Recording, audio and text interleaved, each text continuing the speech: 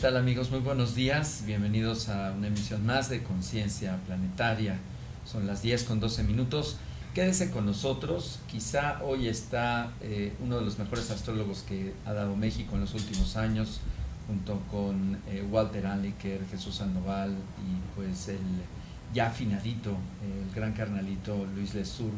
Y pues hemos estado pues inmersos en la astrología, nos dedicamos al humanismo hace ya pues más de 20 años, y pues viendo cómo la astrología se va sobredimensionando hacia una capa de la psicología profunda, y que retorna a los ámbitos que tuvo precisamente tanto en el Renacimiento como en la Antigüedad, que es una astrología completamente científica, es una astrología que está basada en las correlaciones que están determinadas por el sistema solar, que al final es nuestro cuerpo de luz y que sostienen todo lo que somos.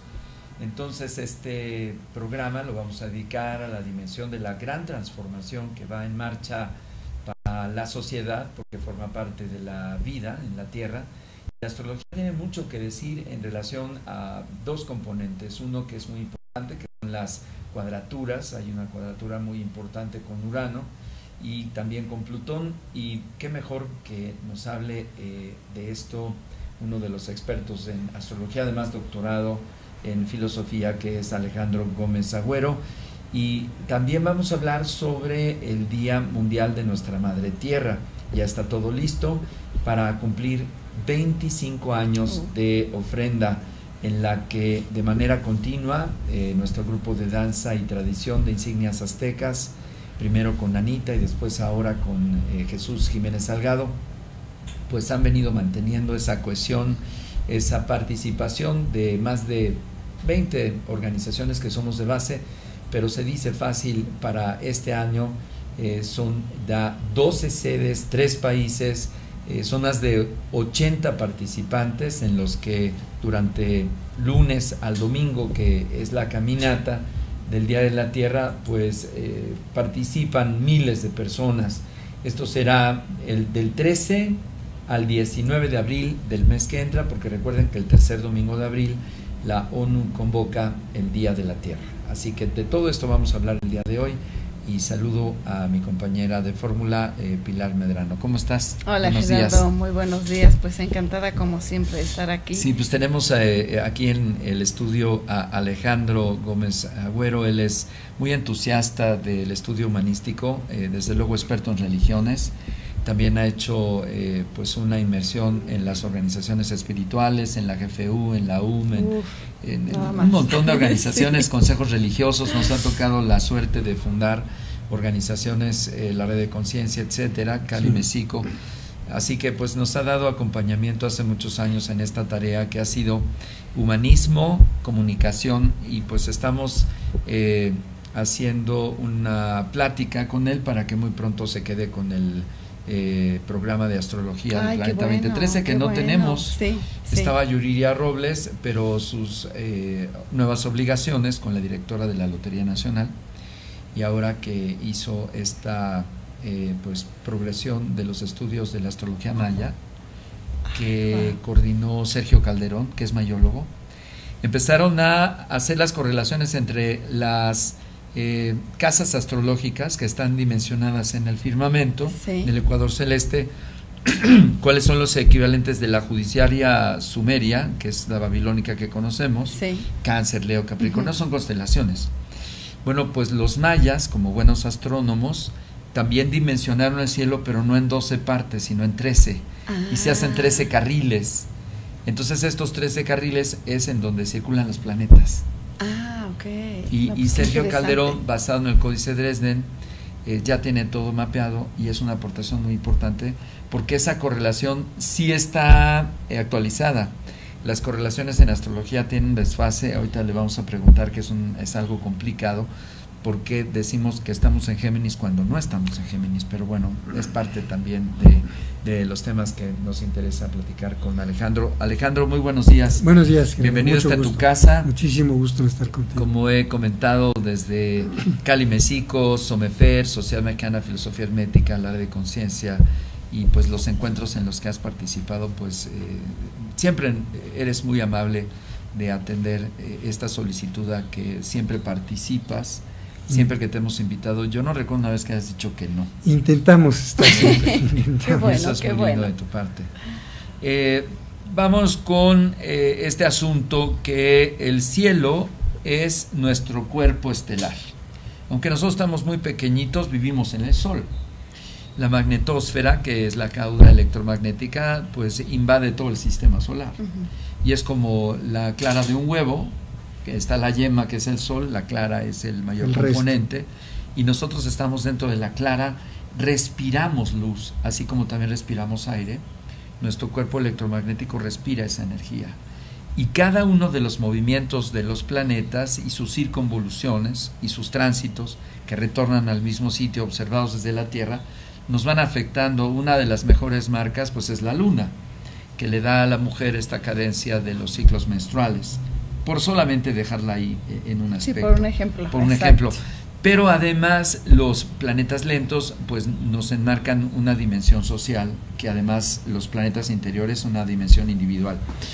Pero antes de meternos en eso, ¿por qué no nos explicas qué está haciendo la astrología para ir ajustándose de este corrimiento que se llama precesión equinoccial y que resulta que pues ya no estamos ni en Géminis ni en Aries, sino que ha habido un desfase? ¿Qué se está haciendo?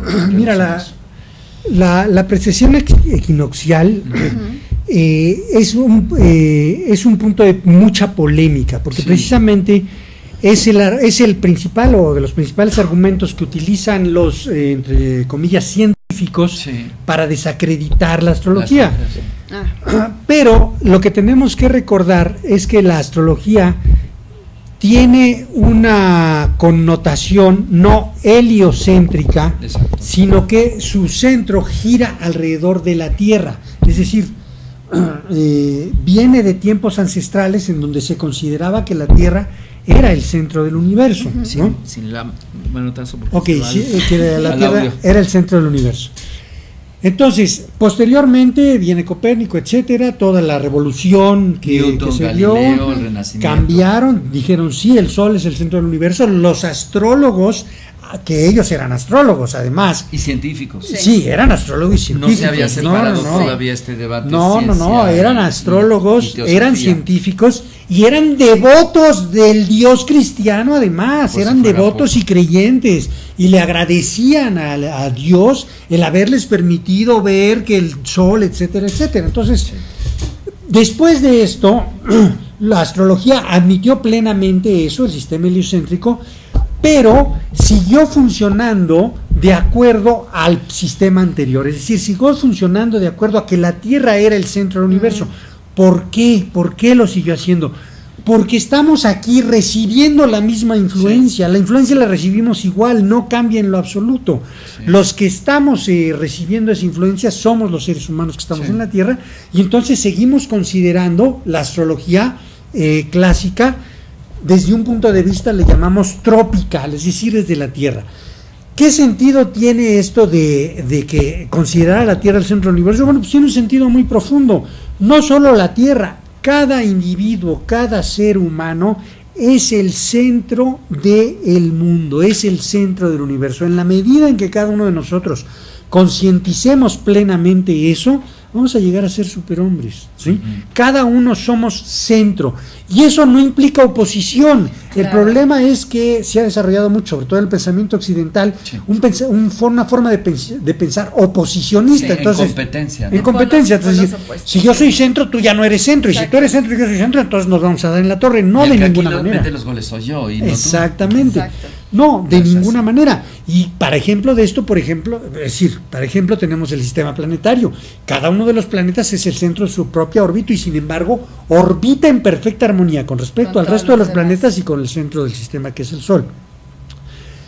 Entonces, la astrología sigue funcionando así, entiende la precesión de los equinoccios, y lo que pasa con la precesión de los equinoccios es que se habla de las grandes eras, ¿no? Es ahí donde incide dividir el cielo en 12 partes, sectores de 30 grados, las grandes de eras 360, se les ha puesto tradicionalmente el nombre de la astrología que se llevaba desde Babilonia. Así es. Entonces, las grandes eras son pasos, que es un gran paso, un gran año de 25,000 y tantos, que cada 2000, más o menos, cada 2000 y pico, va recorriendo cada uno de esos 12 siglos. ¿Sí? Entonces, tenemos que originalmente, cuando la astrología comenzó a darse, estábamos en era de Tauro, después de Aries, después vino de Piscis, y ahora estamos en la era de Acuario, así lo reconoce la astrología. Una era dura un año. No, 2000.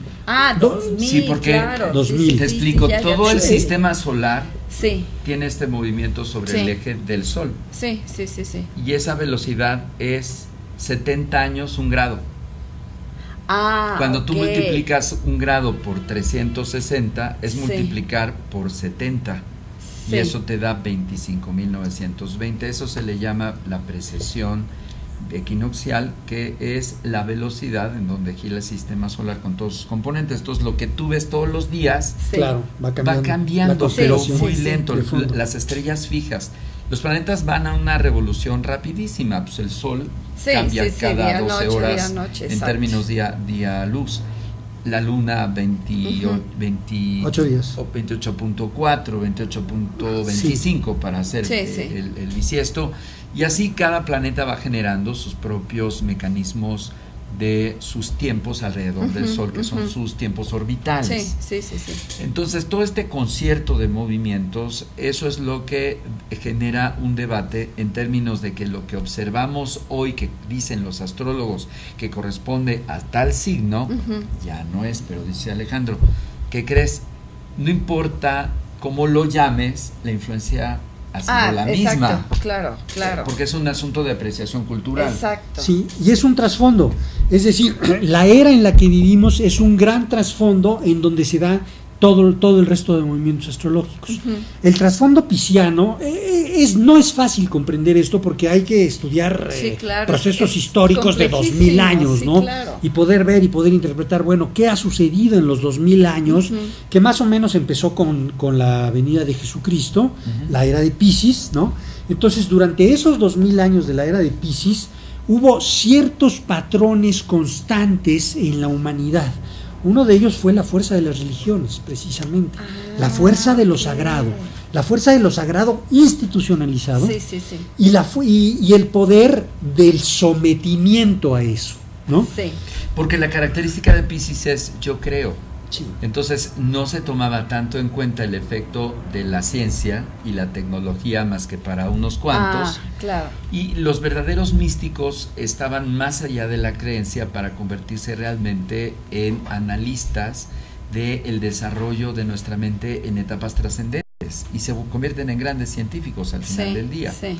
Entonces lo que Alejandro nos propone es que al momento de dejar la era de Piscis, nos vamos acercando a la que sigue, que es el siguiente sector del cielo, porque vamos cambiando. Que es la que estamos entrando. ¿Y ese de qué va? Bueno, mira, para empezar, hay polémica y hay que aceptarla, ¿no? Porque yo he escuchado muy diferentes versiones de la era de Acuario.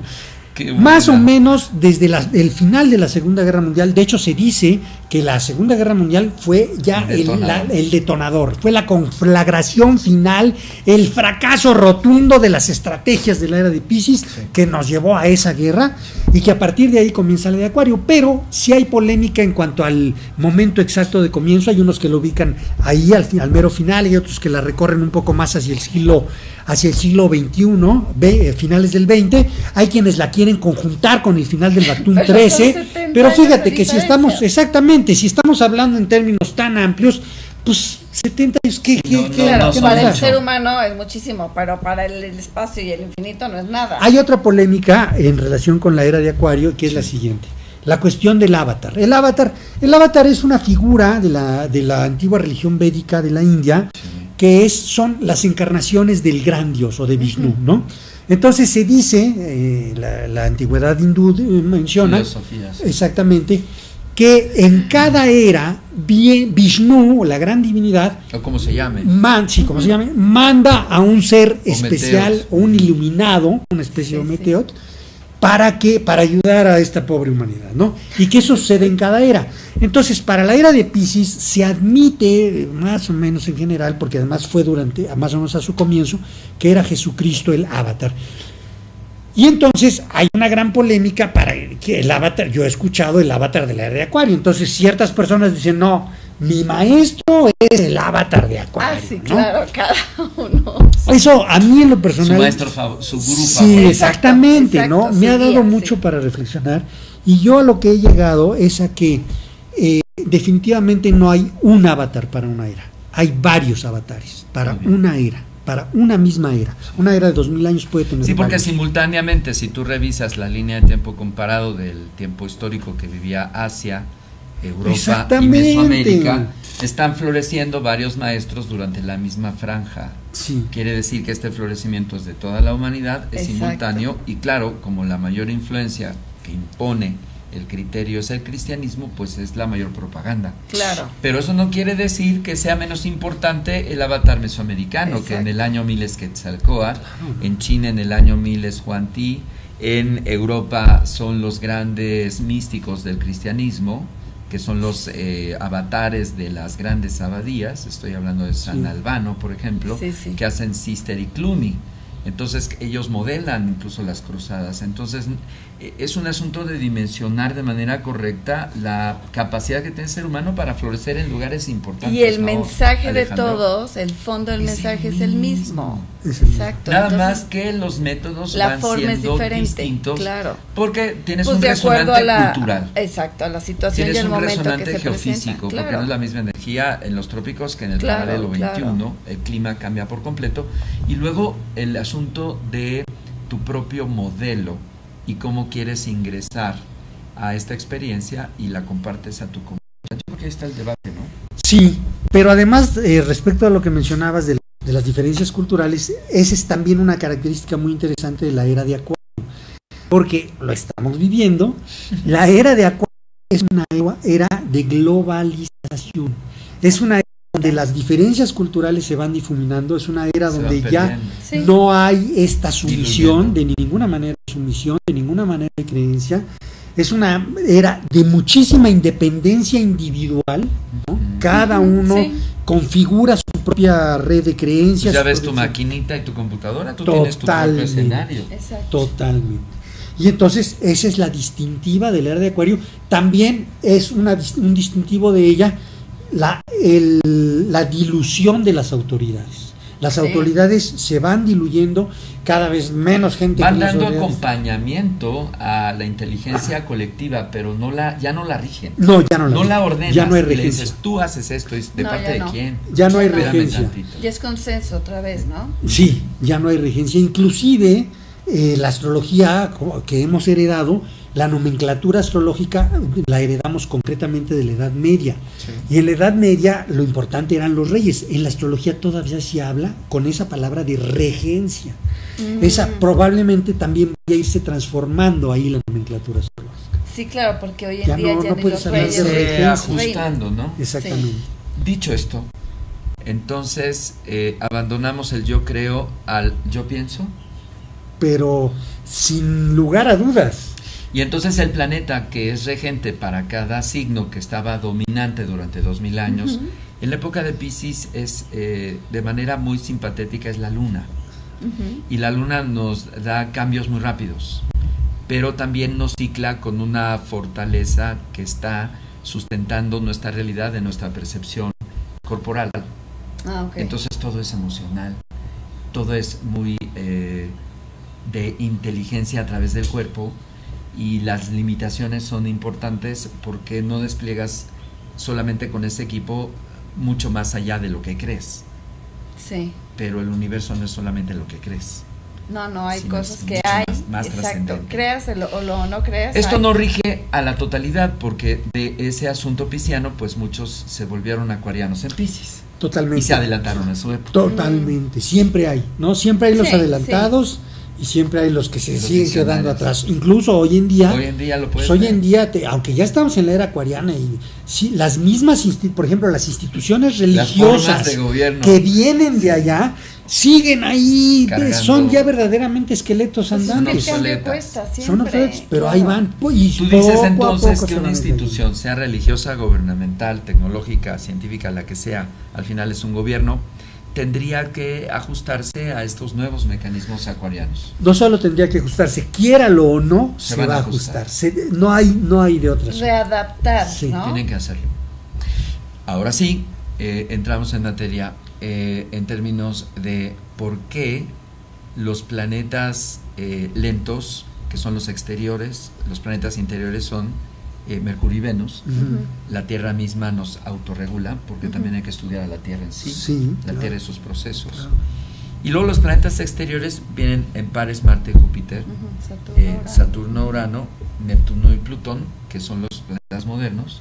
En la antigüedad solamente manejaban 7. Hasta Saturno. Que se supone que Plutón ya no es planeta, ¿no? Planetoide en nomenclaturas modernas, pero al final es un componente. Es un cuerpo celeste que da una influencia, tiene una influencia. Y además, esta situación, Alejandro nos ha dicho en conferencias, cuando hay analistas que toman la rejilla de cómo se comportan estos planetas lentos sobre la rejilla de la vida de los países, cuando los países son configurados en base a la proclamación de sus constituciones, cuando están firmando sus pactos sociales, o cuando a partir de una gran convulsión nunca más son iguales, como la Rusia, ¿no? La Rusia zarista, de la Rusia bolchevique, es totalmente después, antes y después de Rasputín y la Revolución Rusa. Los países antes y después de la Revolución Industrial, los países antes y después de la Revolución Francesa, que es la Revolución Social, antes y después de Internet, antes y después de estos mecanismos de el cambio climático, que le pega a todos, y que hay enfriamientos cada 400 años, grandes cada 1000 y más grandes cada 10,000, porque partimos a las eras en dos, la de 25,000 en dos, las glaciaciones de 12,000, que ya vamos para derechito. Entonces ahí en ese asunto estamos sobre cuadraturas importantes que están pegando con planetas lentos. ¿Qué esto implica? Mira, tenemos dos. Primero, la cuadratura Urano-Plutón, ¿no? Es una cuadratura bárbara, nos ha llevado 5 años a todo el mundo, afecta a todo el mundo, ha generado, bueno, todo el mundo islámico, la mitad del mundo islámico se cayó, los gobiernos se cayeron. Aquí mismo se andan tambaleando muchos. Se están dando hasta con la cubeta. Hasta con la cubeta, ¿no? Y era imposible que no fuera así, o sea, eso es de esperarse, eso es cíclico. Latinoamérica también. Sí, totalmente.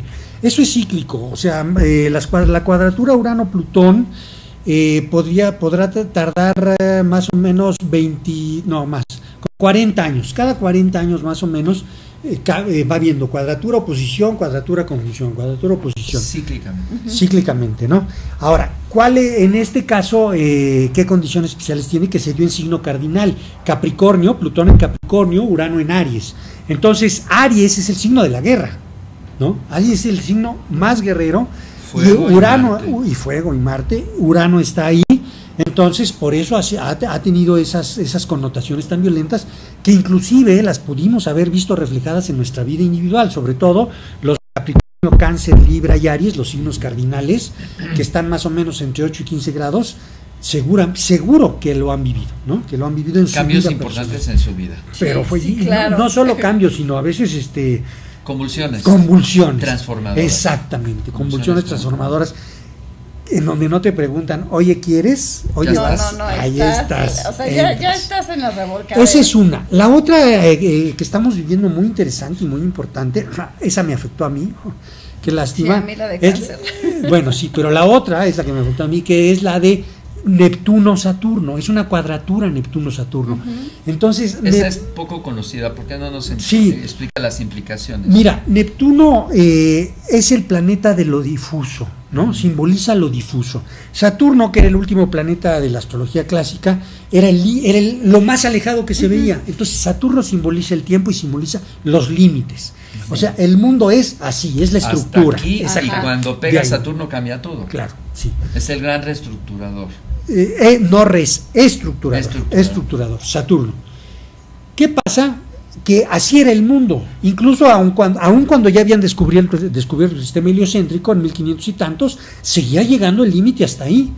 Pero en 1781 viene un cambio brutal, enorme, de unas dimensiones que todavía cuesta trabajo comprender. Se descubre un nuevo planeta. Hay algo más allá de Saturno. Urano. Debido a la tecnología, claro. Sí, claro. Urano. Y precisamente ese más allá que se descubre está simbolizando toda la catapulta que va a tener la humanidad en su desarrollo, en su evolución, más allá de todos los límites. O sea, como que hasta aquí no es, fíjate. No era hasta ahí. Hay más. En 1781, bueno, fíjate, en 1781 sucede eso. 5 años antes, 1776, se da el primer gran golpe a la monarquía, a las regencias. La Revolución Francesa. No, antes. Los gringos, la declaración de independencia de los Estados Unidos. Ya no hay rey, ahí ya no había reyes, ahí ya hay un congreso, hay diálogo, hay un presidente que va cambiando. Pero es debido a los estatutos del filosofismo francés que viene desde el enciclopedismo, claro. Pero coincide casi exactamente con el descubrimiento de Urano, que fue en el 81, ya que se había descubierto 8 años después, en el 89, es la Revolución Francesa, ya es el golpe mortal a la monarquía, y a partir de ahí, ¿no? A partir de ahí venimos. La democracia. Exactamente, entonces Urano, después de Urano, Neptuno se descubre en 1830, más o menos, 60, perdón, Le Verrier, y no era Urano, ¿no? Dijeron, no, pues Urano es el límite, no, pues hay más. Fíjate Neptuno. Que no. Entonces, Neptuno simboliza lo ilimitado, precisamente. Lo que no cualquier tiene, posibilidad. Cualquier posibilidad. Entonces ahí ya nos perdemos en medio de eso, ¿no? Claro. Nos perdemos. Claro. Entonces, en este momento estamos viviendo la cuadratura de Neptuno con Saturno, de la infinitud con el límite, y eso genera mucho conflicto, ¿no? Claro, pues es que aparentemente es contradictorio. Esto los astrólogos lo comentan en términos de una hiperruptura, no solamente de las estructuras que percibimos físicamente, sino también de las estructuras psíquicas. Sí, sobre todo. Claro. En donde hay una nueva información a la cual nuestro cerebro se estará acostumbrando, y los neonatos, las nuevas generaciones que se están manifestando, traen un nuevo chip, una nueva información, que tienen que empujar, redimensionar la cultura terrestre en una cultura universal y por qué no cósmica, redimensionando algo que ya desde la antigüedad se sabía y que a unos cuantos les ocurría, pero que no era de la sociedad, sino era solamente un misterio. Eso es a lo que nos enfrenta el manejo tan importante de las nuevas tecnologías, que, como dice Alejandro, han cambiado la dimensión de nuestra casa. Ya nuestra casa no es el barrio, nuestra casa es el planeta. Pues ahí está. O sea, y no solamente el planeta, sino nuestra casa es el universo, pero tampoco nuestra casa va mucho más allá de los universos. Estos contrastes se convulsionan con los sistemas, como tú dices, que los sistemas arcaicos como ancianitos quieren iluminar con su lamparita. No, ya no. Y pues no da. Romper con paradigmas. Y romper con esta mentalidad de opuestos, bueno o malo. Por eso límite. Toda la comunidad mundial, cuando sale un nuevo califato, justamente en la primavera, que está entrenando a los chicos y está llamando a jóvenes de cualquier parte del mundo con las redes sociales a irse por el Islam recalcitrante y muy amenazante, es ¿qué vas a hacer con eso, no? ¿Qué vas a hacer con eso en un concierto de transformación de tecnología, de que la Edad Media se ha acabado y ellos como que ellos siguen allá 400 años, no más, es un gran reto. Siguen allá. Como comunidad planetaria, ¿qué vas a hacer con el famoso califato? Porque el califato le apuesta a ejercer un control, pero mundial. No lo va a lograr porque está en contra del movimiento cósmico, o sea, se van a movimiento planetario. Exactamente. Pues pero está pasando todo lo que está pasando.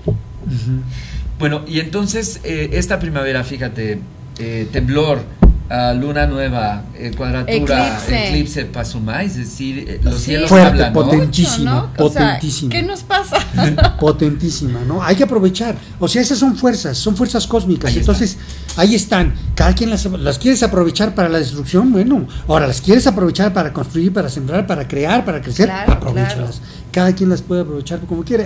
Pero es una potencia innegable que ahí está. Herramientas, pero vamos a ir a ellas después de esta pausa porque ya nos seguimos de filo, son 10:41. Vamos a colocar nuestras actividades de nuestro grupo cultural y también a platicarle un poquito sobre el Día Mundial de Nuestra Madre Tierra. Ayer estrenamos la comunicación y pues muy contentos de todo lo que se está logrando en términos de conciencia colectiva. Hemos aprendido a trabajar en clan. Ay, sí, y esto es muy importante, como dijo Alejandro al principio, no se trata qué grupo es más importante que otro. No. Se trata qué pone cada grupo. Exacto. Y que se genere una rejilla donde todos ganan, todos ponen, claro, todos se alimentan. Compartir y ganar, todos comparten, todos ponen. Regresamos, esto es Conciencia Planetaria.